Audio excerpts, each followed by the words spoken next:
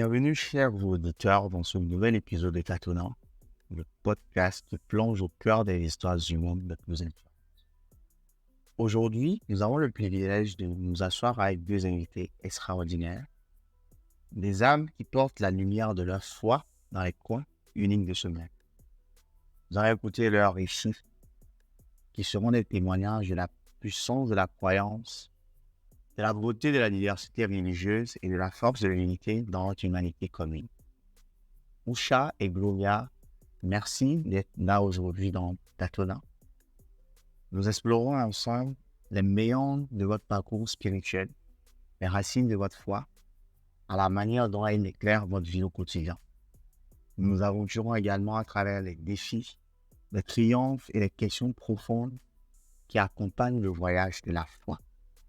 Et pour finir, nous plongerons dans l'avenir en nous demandant comment votre croyance à vous illumine la voie à suivre, non seulement pour vous-même, mais aussi pour tous qui nous entourent.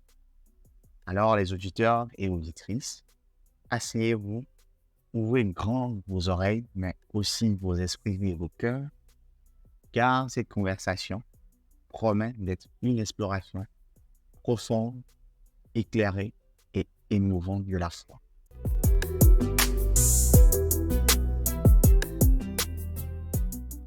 Vous écoutez Tâtonnant, le podcast qui décrypte les sujets de notre société. Que vous soyez un jeune en quête d'inspiration, un auditeur curieux ou simplement quelqu'un qui souhaite mieux comprendre les défis de notre génération, vous êtes au bon endroit.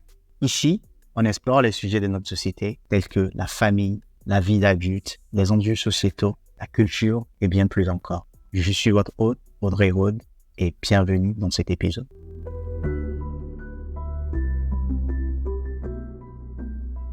Usha et Gloria, une fois encore, bienvenue, et la scène est à vous. Je rappelle juste que l'objectif de cette discussion est de partager des expériences, des perspectives, et non de juger ou de convaincre quelqu'un à une fois. Je donne la parole à Usha et Gloria pour se présenter. Bonjour, je m'appelle Yeusha, je suis pédiatre d'origine béninoise. J'ai exercé à Cotonou, à Dakar, et maintenant j'ai fait un acte de foi et je viens de m'installer en France, donc c'est mon premier jour en France et je vais travailler en France pour un moment. Et je ne sais pas si c'est une coïncidence, mais ma foi me dira la suite par rapport à cette aventure et tout. Et je suis vraiment enchantée d'être invitée sur ce podcast. Et je sens que moi aussi, je vais apprendre énormément, autant que nous tous ici, sur ce sujet de la foi. Voilà. Super, merci beaucoup Usha. Gloria? Oui, bonjour à toi, bonjour au chat, bonjour tout le monde. Merci à toi, Audrey, pour cette invitation sur ce podcast. C'est vraiment un honneur pour moi. Et du coup, moi, vous savez déjà, je suis Gloria. Je travaille dans les RH et puis je suis en France. Voilà, j'habite à Marseille. Donc voilà, j'espère autant, comme le disait tout à l'heure Usha, que je serai édifiée autant que nous tous.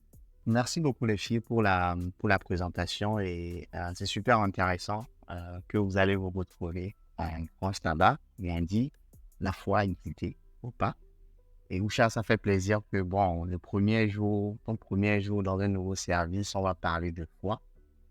Et pour ceux qui ne savent pas, on s'est connus dans des univers différents avec les deux personnes.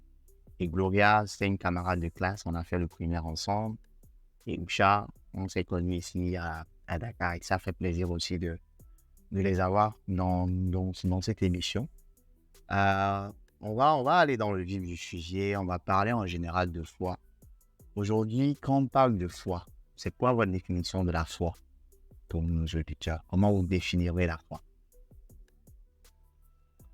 Bon, moi, quand on me pose cette question, tu sais, ça me ramène à l'école du dimanche. L'école du dimanche, c'était des classes qu'on faisait quand on était enfant, tous les dimanches. Donc, les parents suivaient le culte. Et nous, les enfants, à l'école protestante, on nous mettait dans les classes où on nous enseignait des choses sur la Bible. Et chaque fois qu'on me pose cette question, ça me rappelle le texte de Hébreux 11 qui dit que la foi est une ferme assurance des choses qu'on espère et une démonstration de celles qu'on ne voit pas. Donc, automatiquement, je réponds en tant que bonne élève en récitant ces versets. Mais après, en grandissant, pour moi, la foi est devenue croire à la parole de Dieu, expérimenter la puissance de Dieu et ne plus jamais douter, quelle que soit la situation. Donc, c'est comme ça que moi, j'ai connu la foi et c'est comme ça qu'elle s'est manifestée dans ma vie. Et c'est comme ça que je définirais ma foi, moi. Croire en la parole de Dieu, expérimenter la puissance de Dieu et ne plus jamais en douter, quelle que soit la situation. Ok. Gloria? Oui, du coup, moi, je dirais tout simplement, en fait, la foi, c'est l'incubateur en nous. Parce qu'en fait, avant de parler de la partie en tant que chrétienne, en fait, j'ai envie de dire, la foi, c'est simplement l'incubateur en nous, en tant qu'être humain. Maintenant, si je le prends sous un angle chrétien, je vais également aller dans le même sens que Yehusha qui parlait tout simplement à l'instant. Elle a parlé de la manifestation.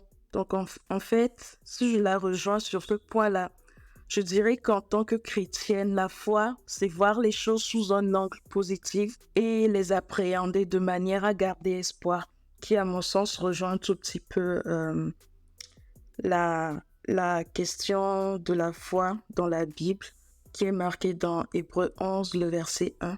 Voilà, et qui dit littéralement, « Or la foi, c'est la ferme assurance des choses qu'on espère et la conviction de celles qu'on ne voit pas. » Voilà. Intéressant.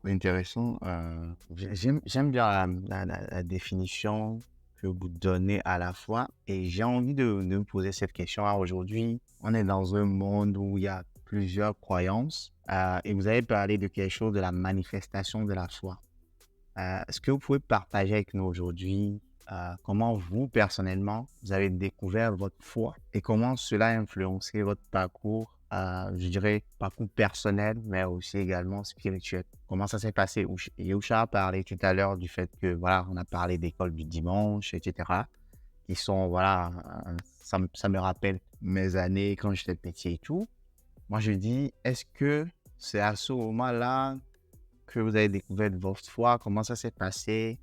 Voilà, parlez-nous un peu de ça. Bon, moi, pour la petite histoire, j'ai grandi dans une famille très ancrée dans les valeurs religieuses. J'ai été dans une école confessionnelle et comme je disais tout à l'heure, petite, j'allais à l'école du dimanche. Donc, on va dire que j'ai pas vraiment eu le choix. J'ai connu Dieu depuis que j'étais petite. J'ai grandi avec Dieu. Sauf que je n'avais pas vraiment la conscience de ce que c'est Dieu, qu'est-ce que ça veut dire, croire en Dieu et tout. Et il y a eu des situations qui se sont présentées dans ma vie, des situations pour lesquelles on me disait, tu sais, tu dois prier et le demander à Dieu. Donc, j'ai commencé à faire l'exercice sans vraiment y croire, parce que c'était ce qu'on me disait de faire en tant que petite fille. Et je me suis rendu compte que il y a eu des fois où, parce que j'ai prié, j'ai eu telle chose. Et je me suis dit, donc, en fait, ça marche de parler à Dieu. Donc, j'ai commencé à prier, j'ai commencé à parler à Dieu. Et je me suis rendu compte que la plupart du temps, en faisant des relations de cause à effet, j'ai eu beaucoup de choses qui se sont réalisées parce que j'avais prié ou mes parents et moi, on avait prié pour ça et ça s'est réalisé. Je crois que c'est comme ça que j'ai découvert la foi et je l'ai expérimenté dans beaucoup d'expériences personnelles, professionnelles, familiales et dans mon parcours dans les différents domaines de ma vie. Voilà un peu pour moi.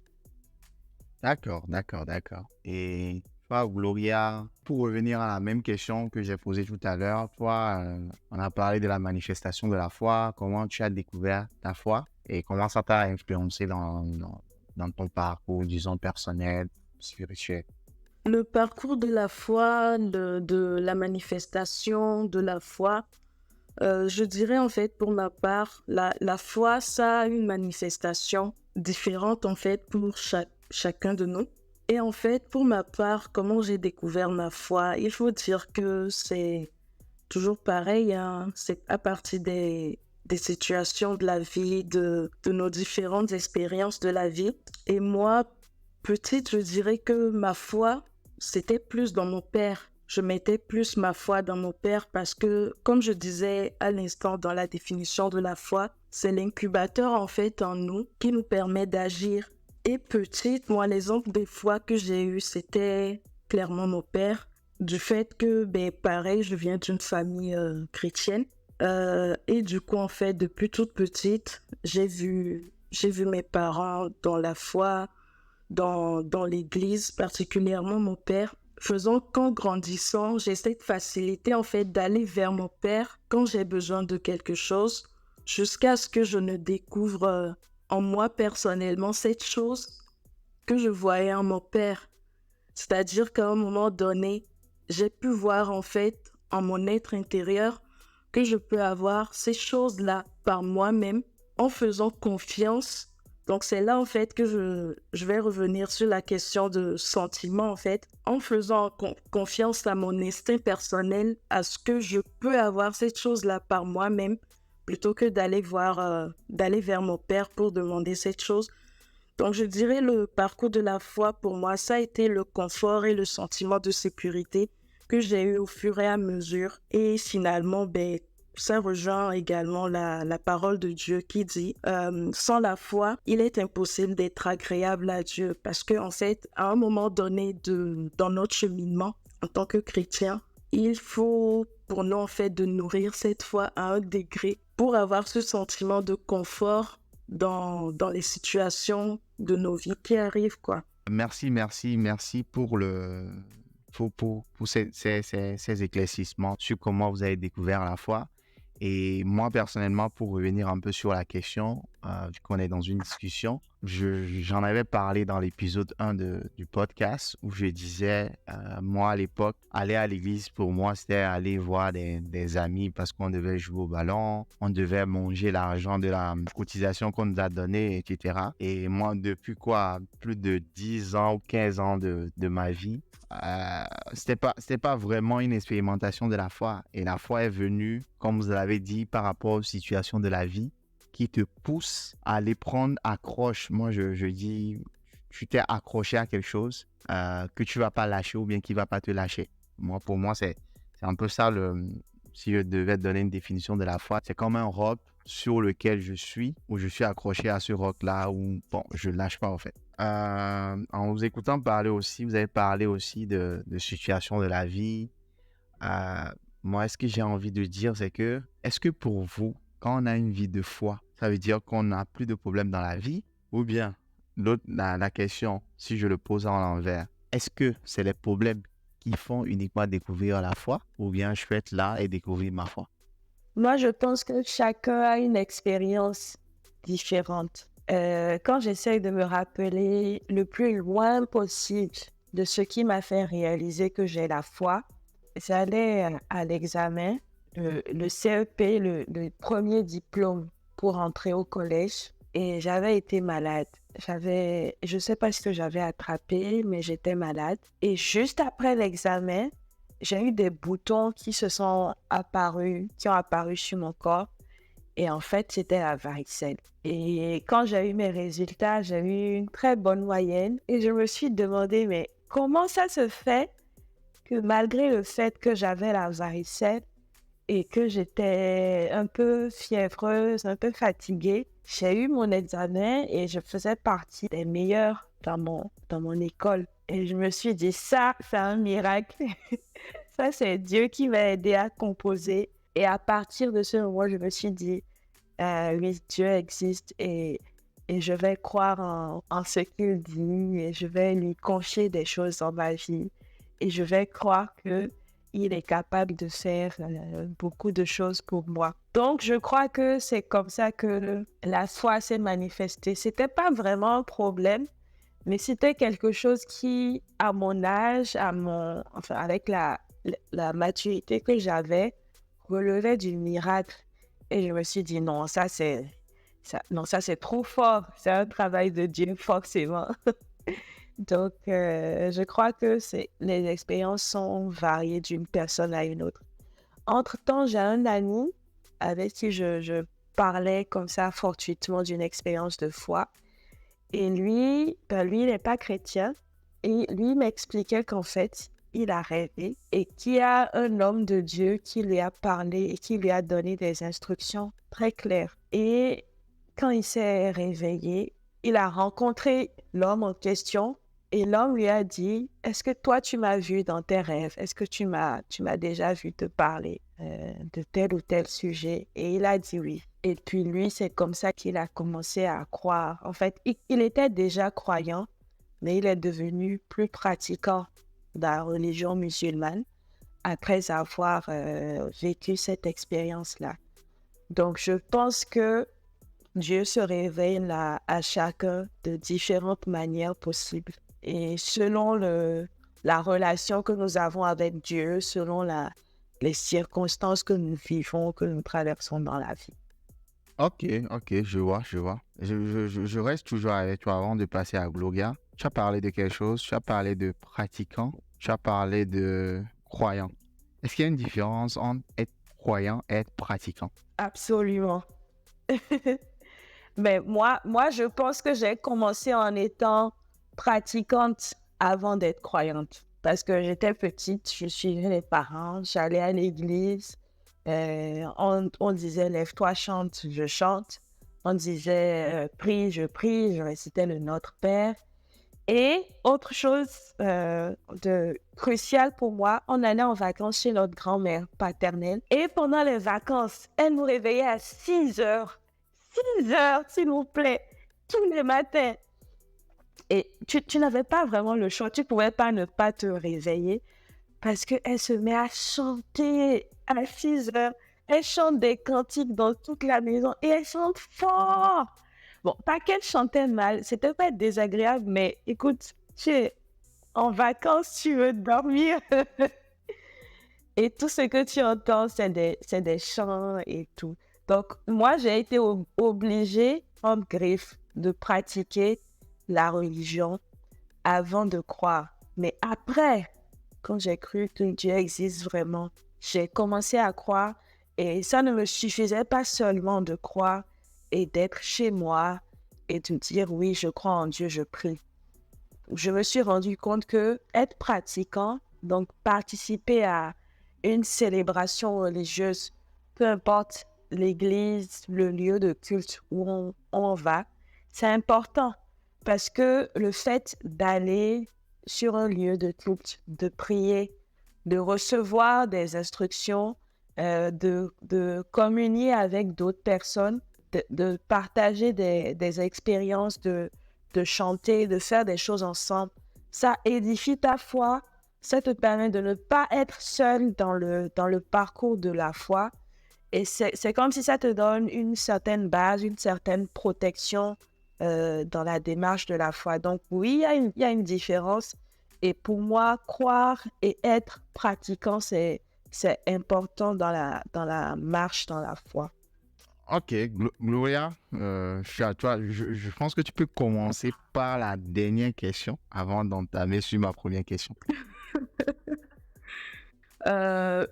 Tu sais, en fait, Audrey, il y a dans l'église de nos jours, en fait, on sait tous qu'il y a un grand réveil spirituel en ce moment. Et dans nos églises, quelle que soit la confession, en fait, la confession religieuse, je ne sais pas du côté des musulmans, donc je ne vais pas m'y avancer là-dessus. Mais dans nos églises, on a souvent, en fait, des gens, je donnerai l'exemple, en fait, de la porte et de la fenêtre, tu vois. Il y a pas mal de personnes dans l'église. J'ai envie de dire, en fait, c'est comme dans un hôpital. il y a beaucoup de malades et on donne les soins, mais c'est pas tout le monde qui répond aux soins qu'on donne en fait. Donc chacun vient en fait dans cet hôpital-là pour diverses raisons. Et il y en a qui sont rentrés par la porte parce qu'ils sont malades. Donc ils sont rentrés par la porte, ils ont vu l'accueil avant qu'on ne les prenne en charge.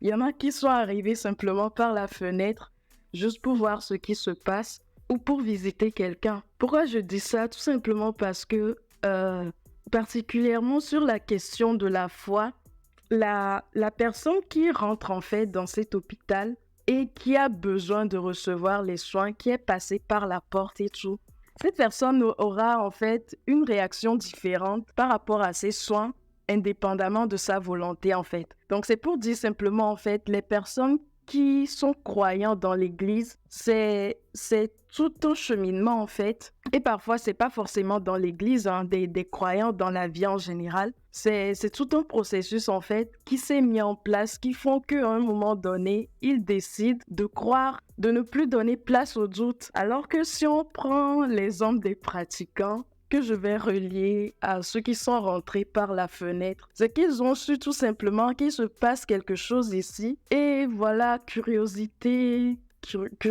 obligée, ils sont arrivés pour voir ce qui se passe. C'est fort possible que ces personnes-là aussi ont besoin d'un certain soin, mais simplement qu'à ce moment-là où ils sont à la porte, ils sont peut-être pas prêts pour faire cette marche-là. Et c'est en ça que je trouve que c'est un privilège en fait de naître dans une famille chrétienne parce que déjà, ça permet d'avoir cet incubateur-là à un moment donné pour comprendre ce qui se passe autour de nous, dans la famille et en extérieur en fait. Et ça nous mène sur un chemin qui nous facilite la route pour découvrir notre propre foi à nous. Voilà. Gloria, moi j'ai une question. Oui. J'ai pas très bien compris. Donc, en fait, ceux qui croient, ils sont à la fenêtre et ceux qui pratiquent, ils sont à l'intérieur, c'est ça? Ouais, ok, je comprends ta question. Au contraire, en fait, ceux qui croient sont dans l'église et ceux qui sont pratiquants sont rentrés par la fenêtre. Comme s'ils sont arrivés pour pratiquer une activité, en fait, tout simplement.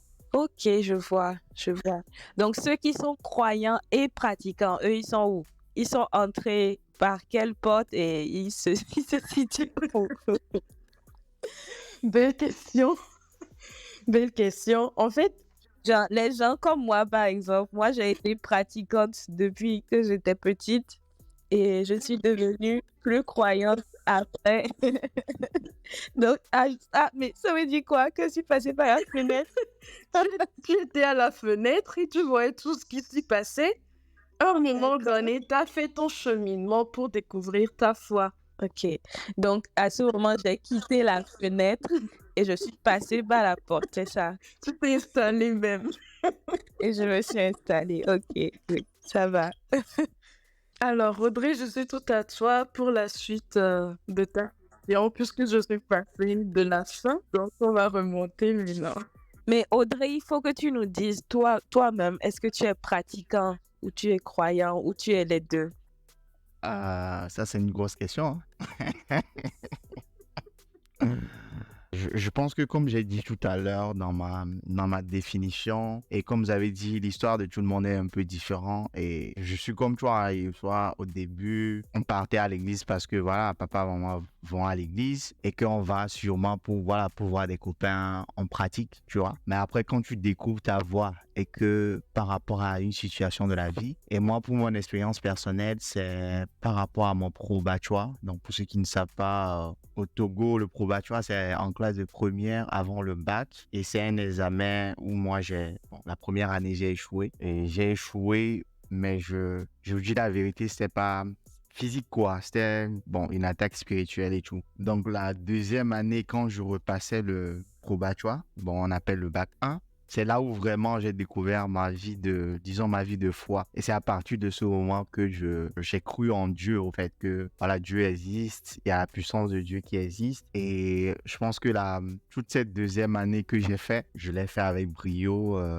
malgré que j'ai pas, j'ai pas beaucoup étudié, mais tellement que je croyais je dormais, je vais pas dire je dormais à l'église, hein, mais je faisais des prières, d'intercession, je faisais pas mal de choses qu'on me disait de faire avant et que je ne voyais pas l'importance. Et sans vous mentir, moi, prier longtemps ou aller dans les veilles de prière, tout ça, c'était un combat avec ma maman à l'époque où je n'aimais pas du tout, tu vois. Mais arrivé un moment, bon, tu es face au mur toi-même et que tu commences à prier, à faire des choses de toi-même sans pour autant qu'on te demande au fait, tu vois. Donc moi, pour moi, ça s'est passé comme ça. Et je pense que depuis ce jour-là, je dirais, j'ai découvert ma voie, entre guillemets, de dire, OK, aujourd'hui, je dirais, je suis assis en Christ et je crois en Dieu. Une parenthèse, c'est que je vais dire que je vais prendre l'exemple de Gloria, hein. Je vais pas dire que je suis rentré par la porte ou la fenêtre et tout ça.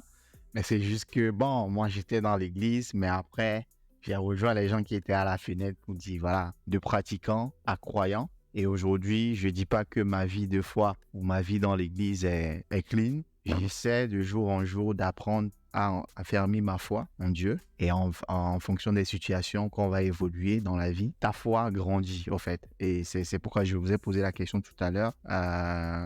Pour parler aujourd'hui de défis. Par exemple, aujourd'hui, tu vois, il y a des moments de doute dans la vie. On est tous des adultes ici. On travaille. Des fois, on pose des questions à Dieu. Dieu ne répond pas. On demande des choses qu'on ne reçoit pas des réponses directes. Et dans notre parcours spirituel, et moi, je me dis comment gérer un peu tous ces questionnements, tous ces moments de doute. Est-ce que vous, personnellement, ça vous est déjà arrivé d'être confronté à ces défis dans votre foi qui remet en question votre foi en Dieu, en fait? Parce que moi, personnellement, ça m'est arrivé plusieurs fois et que pour la petite histoire, c'est à travers des expériences d'autres personnes et je pense que je ne sais pas plus qui l'a dit. Vous avez parlé de communauté, le fait d'aller célébrer avec d'autres personnes, ça joue un rôle important aussi dans la vie de foi. Pour moi, qui est important et que face à ces défis-là, moi, pour la plupart du temps, c'est m'a beaucoup. Donc, je ne sais pas si vous, de votre côté, ça vous est arrivé d'être confronté à des choses comme ça. Moi, j'ai eu une expérience désagréable et ça a été un défi pour moi de continuer à croire. Je ne sais pas pourquoi, mais je crois que Dieu s'est beaucoup manifesté à moi dans mon parcours scolaire, universitaire et professionnel. Je veux dire que chaque fois que j'ai eu des gros moments de foi, ça a été des gros moments d'épreuve dans la foi, ça a été à ces moments-là, soit à l'école, soit dans la vie professionnelle. Peut-être parce que en tant que médecin, on étudie beaucoup. Donc, la majorité de ce qui se passe dans notre vie, c'est pratiquement lié aux études et à la profession. Alors, le gros moment dans la foi, de doute et de re-questionnement dans la foi que j'ai eu, c'était quand je m'inscrivais en école de médecine. Je ne sais pas comment ça se passe chez vous, mais chez nous au Bénin, après le bac, on doit déposer des dossiers au ministère pour avoir une orientation. Et j'avais 3 options et moi, j'ai rempli juste une seule case, la première case, et j'ai mis médecine. J'ai mis médecine, c'est-à-dire que si je ne suis pas prise en médecine, ne m'acceptez pas dans vos universités, je ne veux rien entendre, je veux faire que la médecine. C'était un énorme risque, mais je l'ai pris quand même. Et figurez-vous que j'ai été acceptée en médecine en tant que boursière. Et je me rappelle très bien, je ne peux jamais oublier, il y avait une liste de 50 boursiers et j'étais le numéro 50 sur les 50 boursiers. Ça veut dire que si j'avais pas eu la moyenne qu'il fallait pour être sur la liste des 50 boursiers, j'aurais pas été acceptée en tant que boursière en médecine. Et ça aurait été une autre histoire que je serais en train de vous raconter aujourd'hui. Donc ça a été la première manifestation de la main de Dieu pour moi. Mais la première année, quand j'ai fini la première année, j'ai échoué. Et ça a été une grosse épreuve. Et quand j'ai échoué alors que je venais en médecine, après avoir été major de ma promotion au collège, et après avoir eu une moyenne de très bien et 0 échec dans mon parcours depuis le primaire jusqu'en terminale, j'avais toujours été parmi les meilleurs. Tu vois, les gens qui, à l'école, tu les vois et on dit, ah oui, elle est première de la classe. C'est les gens comme moi. Les filles avec les gros sacs, quoi. Voilà, les filles avec les gros sacs qui ne parlent à personne, qui sont presque tout le temps dans les cahiers. Moi, je connaissais que 2 choses à l'école, c'était les cahiers et le basket. Et je faisais rien d'autre que ça. Donc, tu imagines quelqu'un comme ça qui arrive en école de médecine et qui vient échouer. Ben, déjà, pour ma fierté, parce que je pense que ma fierté a pris un gros coup. C'était une grosse épreuve. Et ensuite, dans ma relation avec Dieu, je me suis dit, mais pourquoi est-ce que tu me mets en médecine comme ça de manière spectaculaire pour me faire échouer après? Et ça a été un gros test pour moi.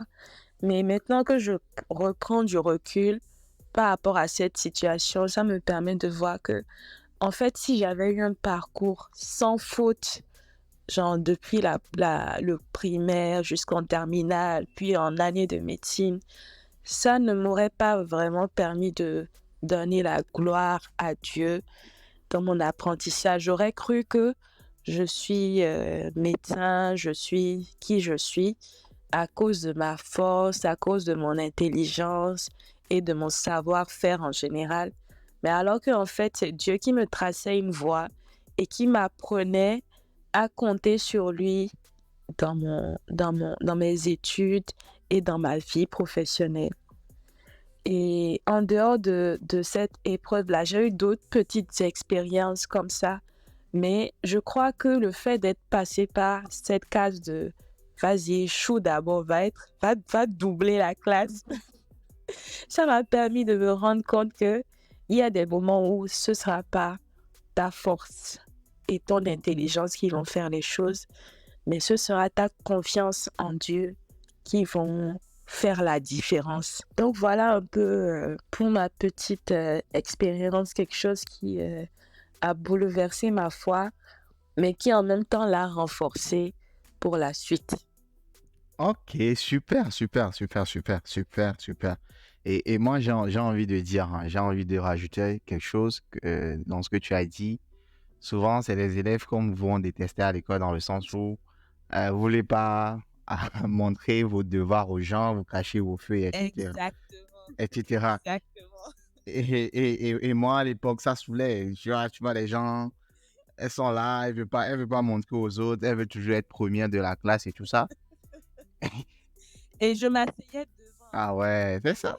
Donc comme ça, je suis sûre que personne ne me pose de questions. Tu vois, des choses comme ça. Et moi ça me rappelle, je pense, ma classe de cinquième ou quatrième, où, bon, j'étais logé dans un lycée, dans un collège public.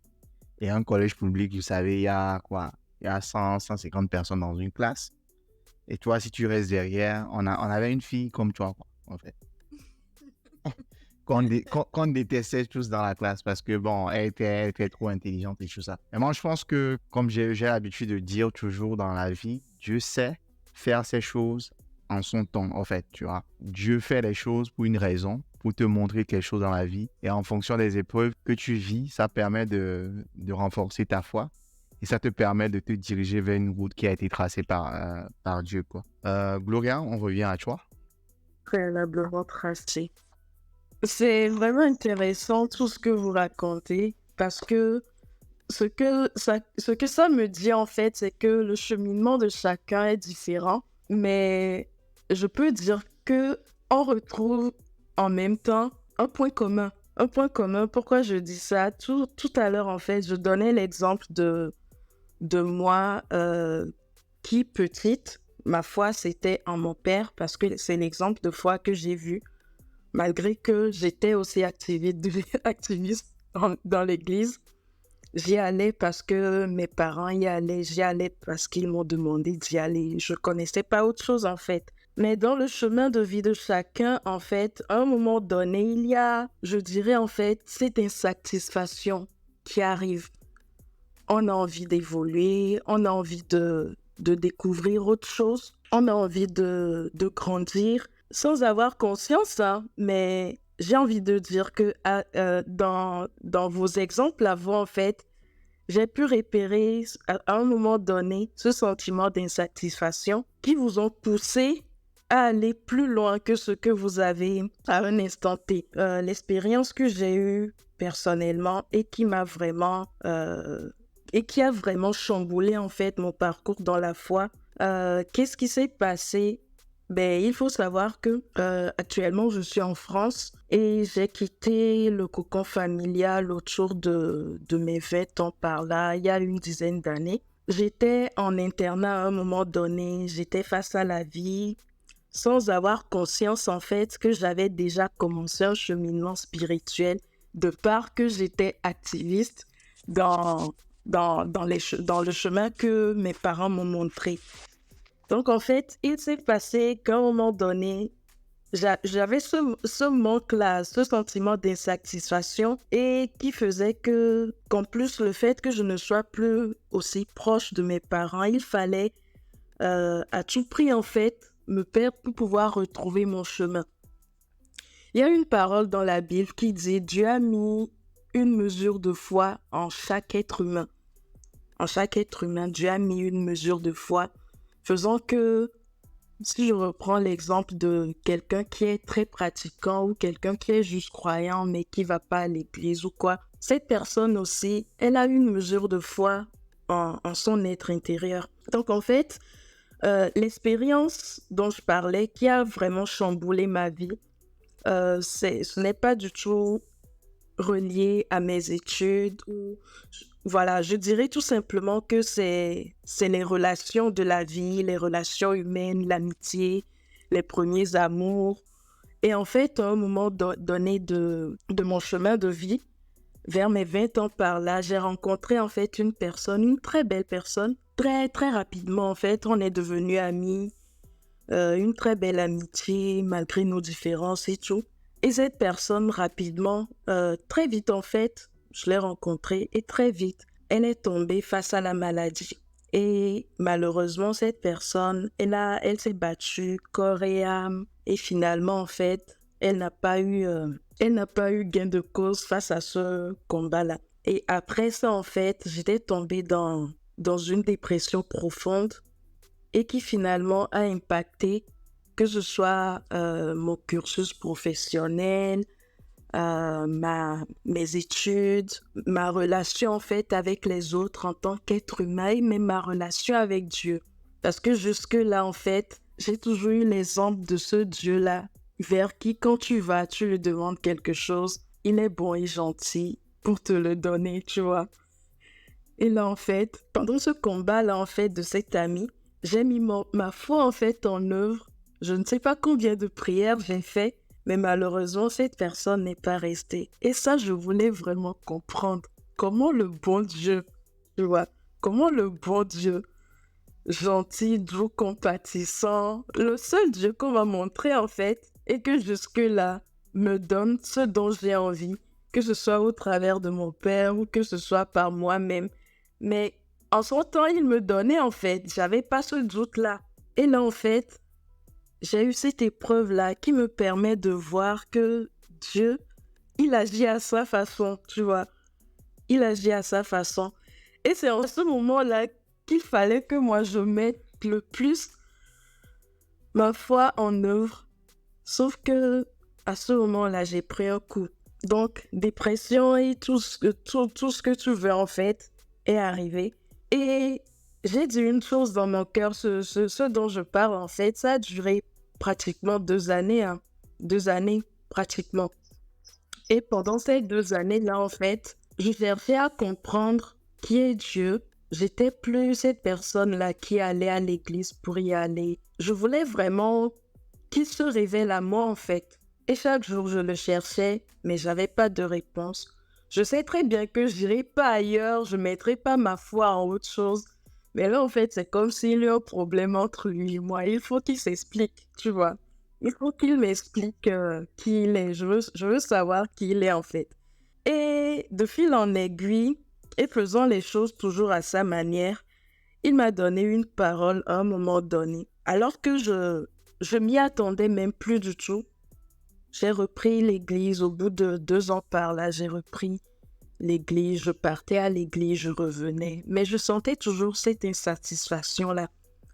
Puis il m'a donné une parole que j'aime dire très souvent quand je parle de mon cheminement spirituel. Une parole dans le livre de Osée, le chapitre 2, vers le verset 14 à 16 par là. En tout cas, ça parle de la vallée d'Accord. Et cette parole-là dit en fait, je ne saurais le dire littéralement, mais cette parole dit en fait, à un moment donné, Dieu se décide en fait de nous conduire dans le désert pour nous rencontrer, pour nous parler, tu vois.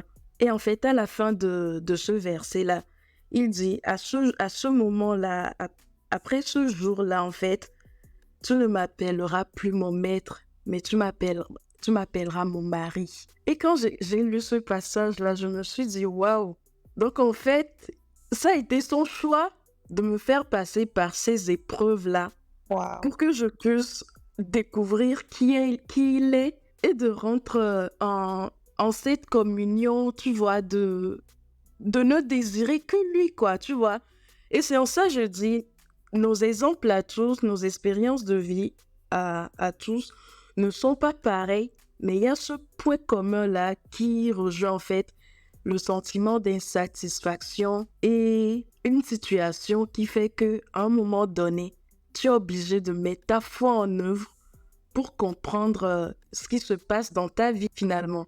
Je sais pas si j'ai pataugé un peu, mais voilà, c'est l'exemple qui a vraiment chamboulé mon cheminement spirituel sur le chemin de la foi. Et depuis, mais bien sûr, il y a tout le temps des exemples de la vie, hein, parce que c'est ça même la vie en fait, c'est ces expériences-là. Mais c'est le principal en fait exemple qui a vraiment marqué ma vie spirituelle, si je peux le dire comme ça. C'est très fort ce que tu dis, Gloria. Je vais rebondir dessus parce que tu as dit que Dieu, quand il se manifeste en nous, il essaie de combler une certaine insatisfaction. Et toi, à ce moment dans ta vie, tu avais besoin de repères, tu avais besoin que Dieu se révèle et te montre quel genre de personne il est. Moi, je pense que je savais peut-être un peu quel genre de personne il est, mais je ne l'utilisais pas de la bonne façon, tu vois. J'utilisais Dieu pour exaucer mes prières, pour me, pour me donner ce dont j'avais besoin, un peu comme toi. Mais il fallait que Dieu se révèle aussi à moi comme étant quelqu'un de confiance sur qui je peux compter. Parce que si j'avais pas traversé cette épreuve-là en première année de médecine, j'ai eu des moments très difficiles. Tu sais, en médecine, on est confronté à des épreuves terribles. Et la médecine en Afrique, c'est la jungle, hein. Tu sais, il n'y a pas vraiment de... comment je vais dire ça? Quand on est formé en tant que médecin, on se retrouve souvent très seul à devoir prendre des décisions cruciales.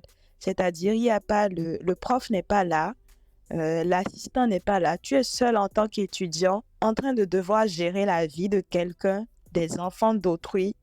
Et il te faut prendre la bonne décision. Et des fois, la bonne décision n'est pas ce qui est écrit dans les cahiers, dans le protocole et tout. C'est un ensemble de choix que tu dois faire en fonction de la situation de la personne qui est devant toi, de ton vécu, de ce que tu as comme moyen à ta disposition.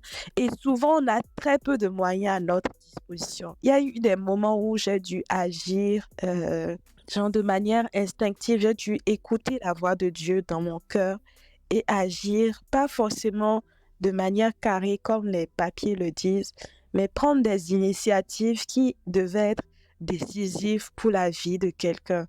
Et ça, c'était vraiment la foi, la manière dont j'avais confiance en Dieu qui a déterminé ces choix-là que j'ai eu à faire. Et finalement, je vais dire merci à Dieu de m'avoir fait passer par cette épreuve-là pour m'apprendre qu'en fait, il y a des moments où je ne pouvais pas juste compter sur mon intelligence, sur les connaissances que j'avais apprises, mais il fallait que je compte sur la foi, ma confiance en lui, avant de pouvoir prendre certaines décisions parce que sinon, c'était des catastrophes qui m'attendaient.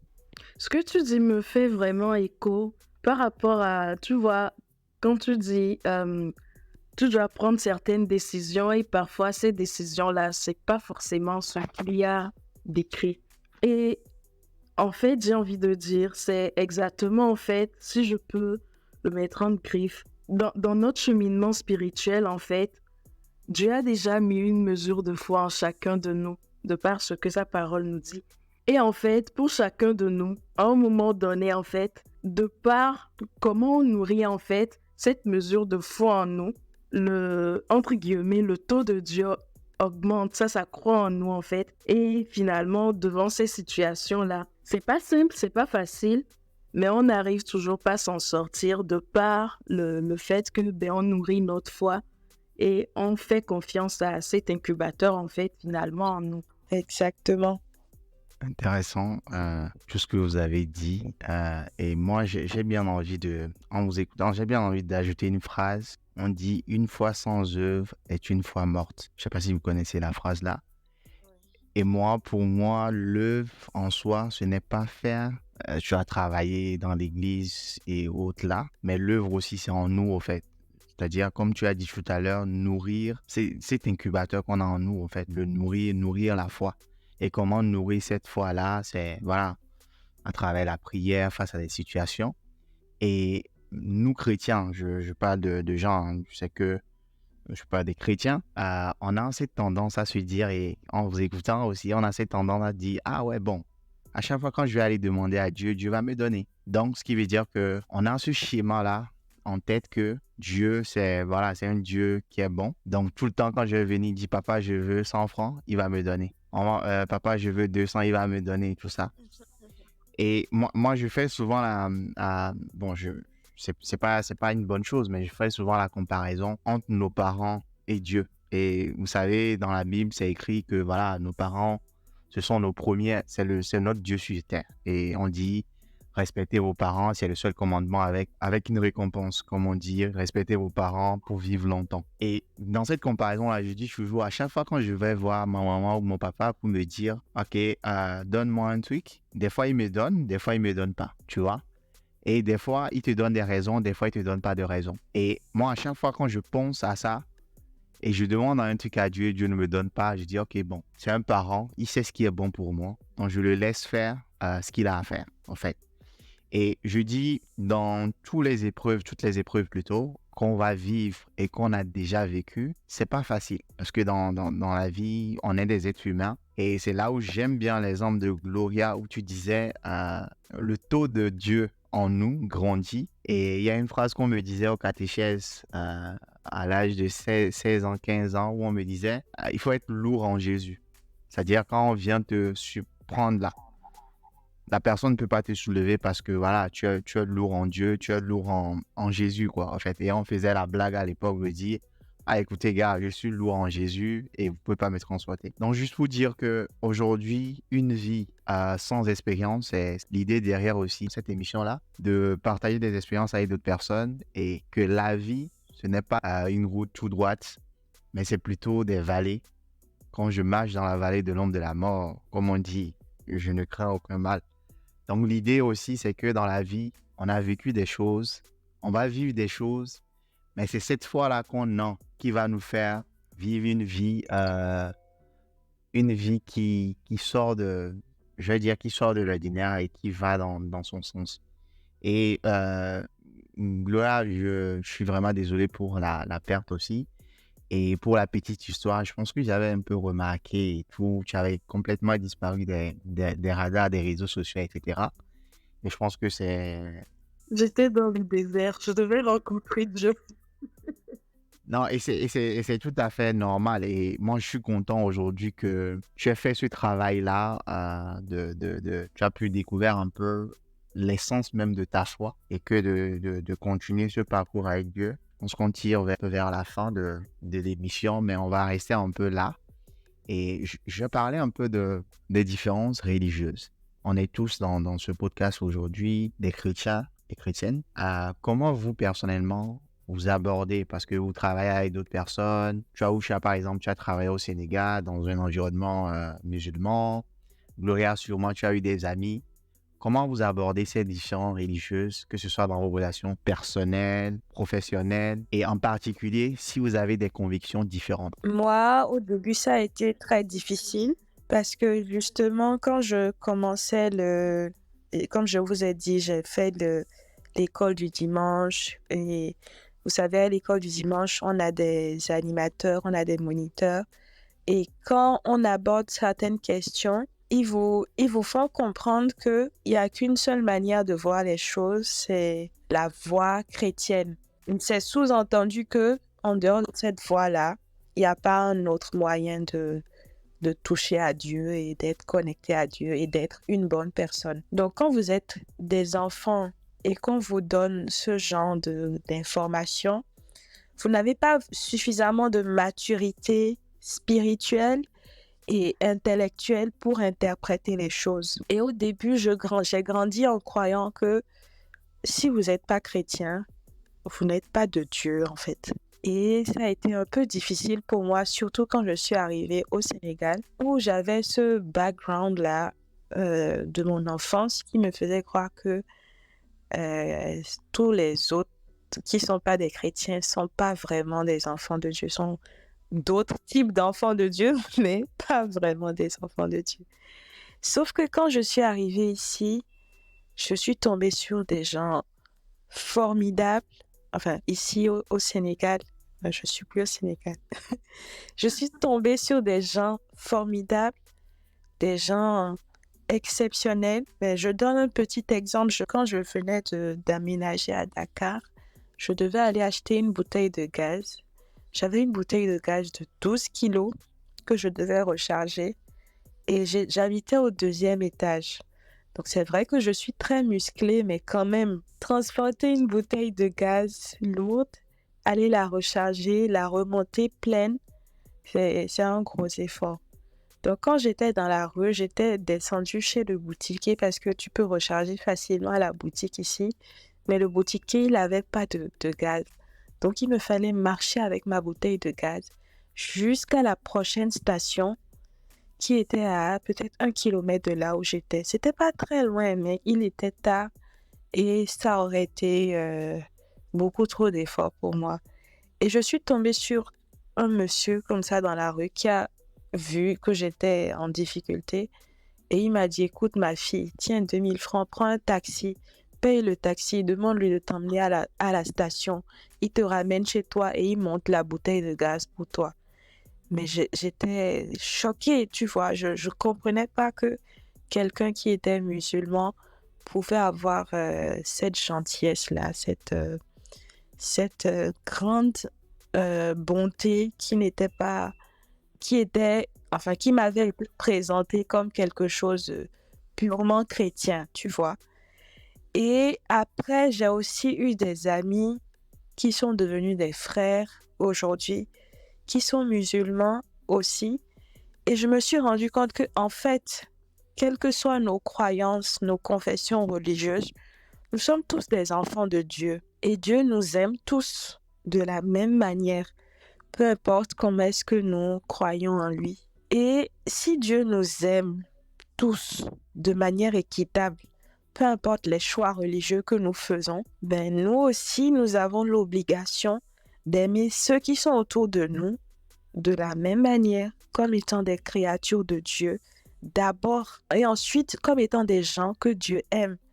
Donc si Dieu les aime, peu importe leur manière de penser, peu importe leurs croyances, peu importe même leurs péchés, qu'en est-il de moi? Je ne peux pas me permettre de choisir d'aimer que les chrétiens ou d'aimer que les musulmans et de rejeter les animistes, les gens qui n'ont pas les mêmes croyances que moi. Donc, ça a complètement changé l'approche que j'avais envers la religion, envers la société, envers les gens de manière générale. Et je me suis dit que tant que la personne qui est devant moi a une attitude respectueuse par rapport à Dieu et par rapport à ma croyance et me respecte aussi, je me dois de donner à cette personne-là aussi un minimum de respect et d'amour que Dieu nous demande d'avoir les uns pour les autres, peu importe l'identité que nous avons, l'identité qu'elle soit religieuse, politique, culturelle, etc. Et quand j'ai fait ce choix-là, heureusement que je suis arrivée au Sénégal et que ça m'a permis d'avoir cette maturité spirituelle. Ça a changé beaucoup de choses dans ma vie. Les choses ont été beaucoup plus simples. J'abordais les choses d'une manière vraiment beaucoup plus naturelle parce que je me disais, on est tous des enfants de Dieu. On fait tous, on cherche tous à faire notre mieux, peu importe la manière dont on le fait, mais en fait, on essaye tous d'être plus proches de Dieu, chacun à sa façon.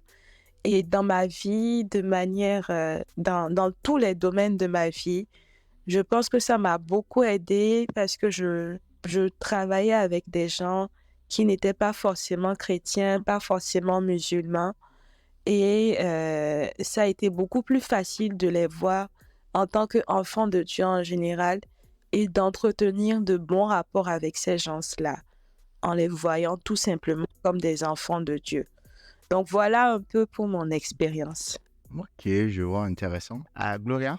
Moi, je pars du principe, comme elle disait en fait, je pars toujours du principe que dans nos relations en fait, en tant que chrétiens, notre style de vie doit pouvoir, ça doit pouvoir suffire en fait pour aborder les autres en fait. Notre style de vie doit pouvoir suffire en elle-même, en lui-même, pardon. Pourquoi je dis ça? Il y a une parole, je prends toujours exemple sur la parole, hein. Il y a une parole qui dit dans le Deutéronome en fait, je ne saurais le dire littéralement, mais c'est un passage qui dit: tous les peuples verront que tu es appelé du nom de l'Éternel et ils te craindront. Pourquoi je fais référence à cette parole? Tout simplement parce que nous, en tant que chrétiens, en fait, notre vie doit pouvoir refléter Dieu en nous. Et c'est en ça, en fait, que notre foi grandit. Et c'est en ça aussi que nous allons plus loin, en fait, dans notre cheminement spirituel. Et également, en fait, je pense qu'il y a un travail à faire par rapport à ça, dans le sens où, en fait, dès qu'on comprend les fondements, en fait, de notre vie chrétienne, de notre vie spirituelle, de notre foi, ça nous permet, en fait, de ne plus rentrer dans des débats, dans des débats inutiles qui n'ont pas lieu d'être, en fait. Parce qu'il me semble que le seul message qui soit commun à toutes les religions, c'est l'amour. Je ne sais pas si vous êtes d'accord avec moi. Tout à fait. Moi, la plupart du temps, dans mes discussions avec des gens chrétiens, non chrétiens, musulmans, même des païens, en fait. Aujourd'hui, il y a tellement des courants qu'il y en a des gens, ils ne sont pas ancrés dans une église ou dans une congrégation religieuse, même pas musulmans, des gens qui sont juste dans la vie. Mais leur style de vie, en fait, te dit, mais cette personne-là, il y a quelque chose qui est différent sur cette personne. Mais et pour nous, chrétiens, en fait, comment on peut refléter cette chose sans, en fait, en faire trop, tu vois, sans en faire trop. Et je dirais tout simplement rejoindre cet acte de bonté-là qui a été mis en place pour Ocha. En fait, ça doit être normal pour nous chrétiens, en fait. Ça doit être normal d'être gentil. Ça doit être normal de porter secours. Ça doit être normal, en fait, de venir en aide. Et c'est en ça, en fait, que notre foi grandit. C'est en ça, en fait, que nous pourrons impacter, en fait, nos prochains dans la vie. Et c'est en ça, en fait, que le monde reviendra à cet étendard-là, en fait, qui est Christ et qui est le consommateur de notre foi, en fait. Voilà. Avant-dernière question pour terminer, parce que tu as parlé tout à l'heure de société. Vous savez, on vit dans un monde, bon, comme tu as dit tout à l'heure, il y a la merde partout, en fait, tu vois. Et moi, j'ai bien envie de dire aujourd'hui, comment votre foi à vous peut influencer ou comment vous pensez que la foi, le rôle de la foi, entre guillemets, dans la création d'un monde meilleur? Je crois que je vais y aller. Moi, je donnerai l'exemple, en fait, de nos pères dans la foi, des héros de la foi dont parle Hébreux 5, vers 6 par là. Il y a tout un passage, tout un verset concernant les héros de la foi. Et en fait, ces gens-là, en fait, on est tous d'accord qu'ils ont impacté, en fait, leur génération. Mais pas que. Aujourd'hui, quand on veut prendre exemple de la foi, généralement dans les prédications et tout, on nous donne souvent ces exemples-là. Parce que, comme je disais tout à l'heure également, en fait, nos styles de vie en tant que chrétiens doivent pouvoir suffire à impacter la société pour aboutir, en fait, entre guillemets, en fait, dans ce monde meilleur dont aspire tout le monde. Notre foi devait avoir la capacité de booster, en fait, tout ce qui se passe et de le chambouler. Et en fait, par rapport à ça, je dirais, c'est l'heure, en fait, que chacun de nous, en fait, mette sa foi en action, parce que tout part de nous avant tout. De la façon dont je disais au tout début que Dieu a mis une mesure de foi en chacun de nous. Tout part de nous. On est complet en tant qu'être humain, même si il y a eu une grâce ou le privilège pour nous qui avons découvert en fait qui est Christ, comment on a eu notre foi et tout. Il y en a qui n'ont pas cette grâce-là. Il y en a qui n'ont pas encore eu ce privilège-là. Mais en réalité, ils sont complets en tant qu'être humain parce que Dieu a mis cette mesure de foi en chacun de nous. Et en fait, du moment où, en tant qu'être humain, on a conscience de cette plénitude-là, en tant qu'être humain, ça nous permet en fait de ne plus rentrer dans tout ce qui serait ennemi de la foi en fait. Ça nous permet d'être vrai en fait dans notre vie, dans notre cheminement de la vie en fait, avant même de parler de cheminement de la foi dans notre vie tout simplement. Et ça se reflète pour les autres. Et du moment où ça se reflète pour les autres en fait, ça attire les autres en fait vers nous. Et du coup, l'amour se répand. Vous voyez, à ce moment-là, l'amour se répand parce que quand on arrive à attirer de par ce qu'il y a en nous directement, forcément, on ne peut plus voir l'autre en fait avec un œil, un œil en guerre en fait, entre guillemets. Mais au contraire, on va communiquer avec amour, on va répandre de l'amour et d'une personne, on arrive à 2 personnes, à 3, puis ainsi de suite. Partout où on sera placé dans notre vie, on pourra impacter en fait notre société à partir de nos styles de vie. Voilà. C'est vraiment très beau et je suis totalement d'accord avec toi. Et moi, je pense aussi que avoir une foi vraiment sincère, pas juste une foi de pratiquant restant à la fenêtre, mais une foi vraiment sincère, c'est un gage d'une société en paix et stable. En fait, pendant que tu parlais, j'essayais de retrouver un document qu'on m'avait envoyé et qui disait que une étude avait été faite, je pense, au 19e siècle et qui avait montré que dans les sociétés, dans quelques pays européens où il y avait eu une réforme dans le système religieux et où la religion avait été vraiment très présente dans l'éthique de travail, il y avait eu une avancée économique vraiment très marquante. Je pense que c'était des pays Enfin, je ne vais pas dire de bêtises, donc je m'arrête là.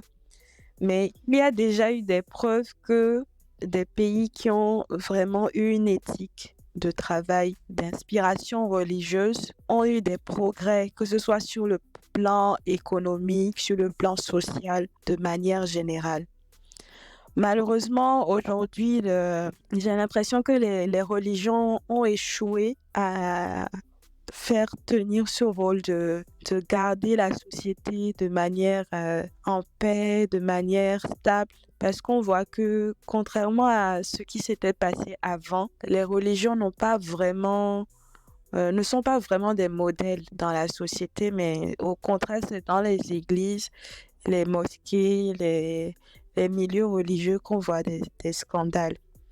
Mais si on enlève le côté humain de la religion, de l'institution religieuse, et qu'on garde vraiment le côté spirituel, la relation spirituelle.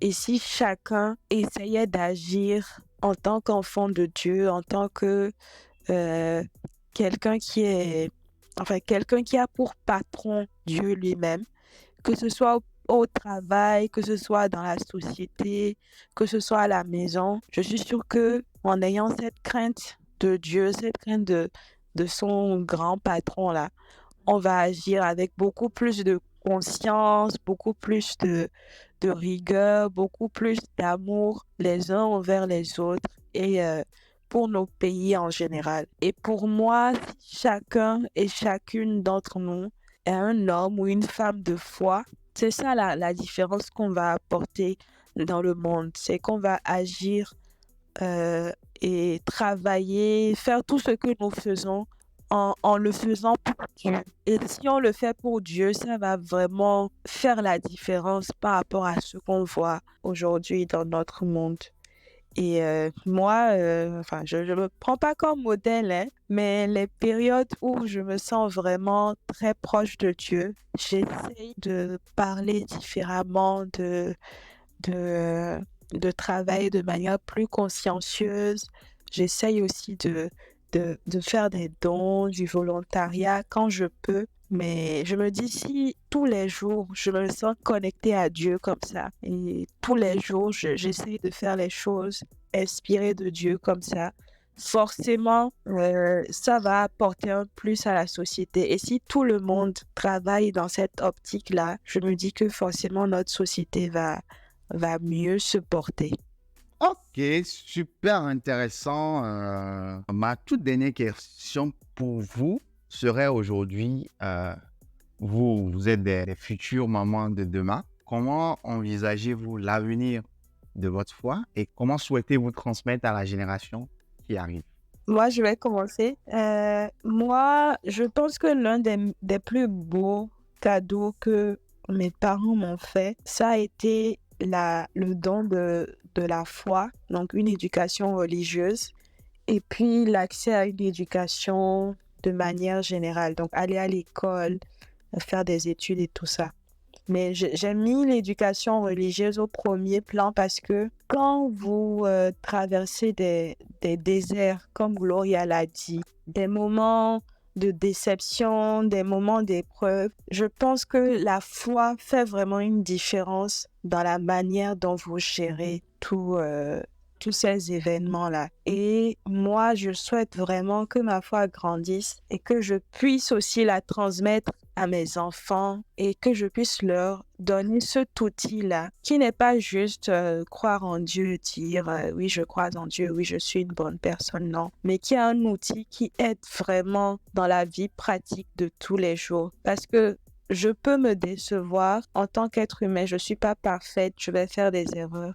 Je vais me dire, ah, mais pourquoi est-ce que j'ai été bête comme ça? Mes parents peuvent me décevoir, mes amis peuvent me décevoir, des gens que j'ai mis sur un piédestal, à qui je faisais confiance, peuvent me décevoir, mais Dieu ne me décevra jamais. Et même si je traverse des déserts qui me font douter de ma foi, même dans les moments de désert, Dieu est toujours là et nous soutient. Et quand on en a conscience, ça change vraiment beaucoup de choses dans la vie. Donc, pour moi, avoir la foi et pouvoir transmettre cette foi-là à ses enfants, c'est un privilège que tous les parents devraient utiliser. Les parents devraient en tenir compte dans l'éducation qu'ils donnent à leurs enfants. Donc, c'est ma réponse à ta question.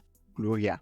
Je vais aller également dans le même sens que Usha et rajouter tout simplement que, en fait, si vous voulez, je dis toujours, Dieu s'est ouvert à nous en tant qu'être humain, il s'est ouvert à nous en la création du monde, en la création de l'humanité, lui-même en fait.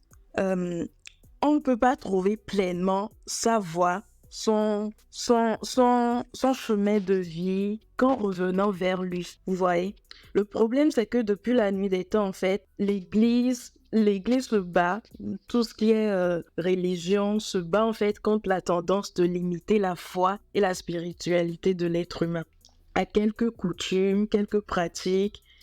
et de juger en fait des gens de la communauté, d'une religion à une autre, de les juger par rapport à la pratique de quelques coutumes et à leur soumission à quelques règles en fait. Sauf que en fait, comme elle disait tout à l'heure au chat, dès que tu te découvres toi-même, bien sûr tu auras des exemples au début, mais dès que tu te découvres toi-même dans ton chemin spirituel, dès que tu découvres ta foi, ça change tout en fait.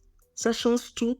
Et du coup, à partir de là, l'impact que tu vas avoir sur les prochains, les gens qui t'entourent en fait, seront forcément différents. Ça aura un sens forcément. Donc je rajouterais tout simplement que tout ce qui est action sociale par rapport à notre communauté, tout ça, ça va arriver.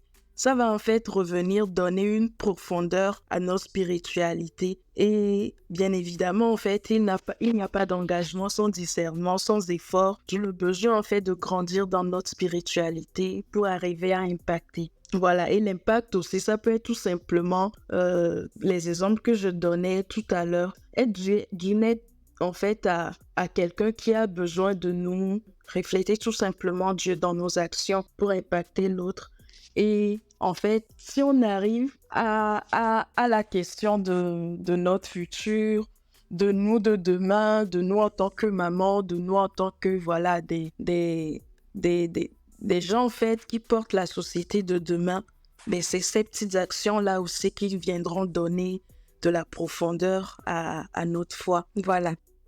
Super, super, super. Merci beaucoup les filles, merci. C'est une conversation extraordinaire et édifiante sur la foi, hein. Donc on a parlé de religion, richesse, spiritualité. On a parlé également de tout ce qui est lié à nos différentes religieuses. Et je tiens beaucoup à exprimer ma gratitude envers Usha et Gloria pour avoir partagé votre cœur, votre âme, partager des expériences avec nos auditeurs aujourd'hui. Alors que nous terminons cet épisode, je tiens à encourager tous les auditeurs et auditrices à méditer sur ces récits inspirants que nos invités ont partagés avec vous. Et je dis bien que vous pratiquez une foi en particulier, vous êtes chrétien, musulman, que ce soit le type de religion, ou simplement vous êtes en quête de sens de votre vie. J'espère que cette conversation vous a éclairé. Et aujourd'hui, dans un monde souvent marqué par la division, rappelons-nous que la foi, quelle qu'en soit, est un puissant unificateur. Elle nous rappelle que nous sommes tous liés par notre humanité, que nos cœurs battent au même rythme et que l'amour et la compréhension peuvent transcender les différences. Restez à l'écoute de Tatona pour d'autres conversations enrichissantes et n'oubliez jamais que dans notre diversité, trouvons la force de l'unité. Je suis Audrey Rhodes, votre hôte reconnaissant, et je vous invite à continuer à explorer les récits fascinants de la vie. Les filles, je ne sais pas si vous avez quelque chose à rajouter. Merci à toi Audrey de nous avoir invités. Je ne sais pas trop ce qui a porté ton choix vers moi, mais ça a été une discussion très enrichissante. J'ai beaucoup appris, mais que vous allez entrer par la grande porte et puis faire de grands actes de foi et que vous serez aussi un jour des invités de Tatona et que vous allez venir nous raconter comment est-ce que les belles expériences de foi que vous avez eu à faire. Merci encore, Audrey. Pour ma part, je dirais également merci. Merci à toi, merci Audrey. Mais avant d'arriver sur toute la partie remerciement, j'aimerais en fait dire un dernier mot un dernier mot, c'est rajouter en fait quelques points par rapport à tout ce qu'on s'est dit. Et puis, tout simplement, en fait, comme je le disais, Dieu s'est ouvert à l'humanité, en la création elle-même. Et en fait, on ne peut devenir pleine dans notre cheminement de la vie qu'en revenant vers lui. Ensuite, parfois, par rapport à la société, dans nos petites actions, en fait, avant même de rentrer dans les actions qu'il y aura, la façon dont on va communiquer, tout simplement, communiquer avec empathie, sans apparat, ça peut être le moyen d'exprimer notre foi aussi. Et en fait, je dirais, pour, je sais pas par quoi, quelqu'un qui passe par des moments, je sais pas ou quoi, mais l'impact serait aussi de garder la foi jusqu'à la fin, de se dire que ben, parce qu'on a une promesse, ben, un jour, ça arrivera. Et même si ça n'arrive pas, en fait, le simple fait de garder la foi sur ça, ça portera aussi un impact sur notre prochain à nous. Et voilà, après tout ça, en fait, j'ai plus qu'à dire tout simplement, pour nous en tant que chrétiens, en fait, la responsabilité qu'on doit savoir qui n'est plus à déléguer de nos jours, c'est de lire la Bible par nous-mêmes, c'est d'aller chercher, c'est un travail, mais ça porte son fruit dans nos styles de vie, c'est de lire la Bible, c'est de chercher à comprendre les paroles par nous-mêmes, de ne plus être dans l'église pour y être. Et ben, j'espère que on a tous été édifiés. Moi, j'ai tellement été édifiée par ce moment. Merci à toi, Audrey. Merci Ocha. Merci à toutes les personnes qui nous écoutent. Et ben, voilà, que notre foi se booste dans les jours à venir et que les prochains épisodes nous édifient autant que cet épisode-là. Ça a été un plaisir d'enrichir cette émission avec vous. Et je pense qu'on a tout dit, hein. Et si on veut parler de la foi, on va passer des journées. Mais la discussion ne s'arrête pas là. La discussion continue. Pour nos auditeurs, n'hésitez pas à intervenir en commentaire, à partager, à inviter vos amis. La parole est ouverte à tout le monde. Merci et à très bientôt sur Tâtonnant, là où la parole se libère et se transforme.